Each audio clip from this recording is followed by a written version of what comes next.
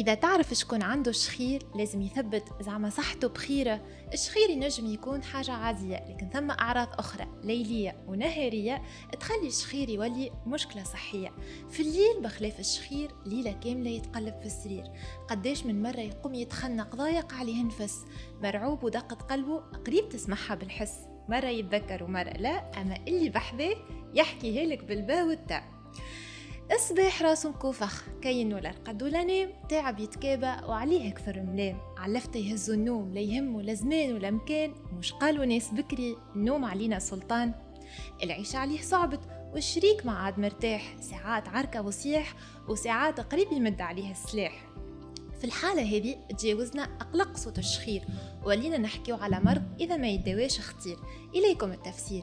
مريضنا في النهار فيق يتنفس لاباس، في الليل كيف يرقد يبدا المشكل من الأساس، مجرى الهواء يتسد شوية ويولي ضيق وصغير، هيك علاش يا جماعة نسمعوا صوت الشخير.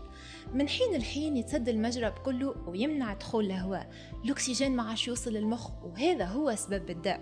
المخ يقيم المريض مرعوب باش يصلح النفس، التنسيون تطلع ودقاقة في القلب تتحس، من فجعة لفجعة النوم الدقدق وما عاد يروي، يصبح المريض تعب وعلى شيء ما هو قوي، لا تركيز ولا ذاكرة، المخ كسكيس، في أي لحظة ياخذ النعاس، قريب نحط عليه عساس.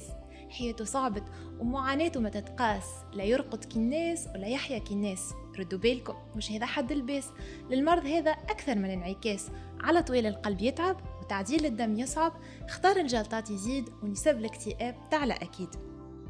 النوم الباهي هو اللي يعدلنا كالميزان وفيه تكمن صحة الإنسان.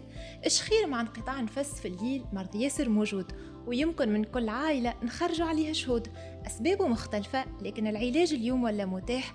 انشر الفيديو، خلي كل متقلق يفهم مرضه ويرتاح، يحكي عليه لطبيبه راهو عمر في المعاناة راح، خلي المعلومة تنتشر وتفوح، والمريض يتداوى وترجع لحياته الروح.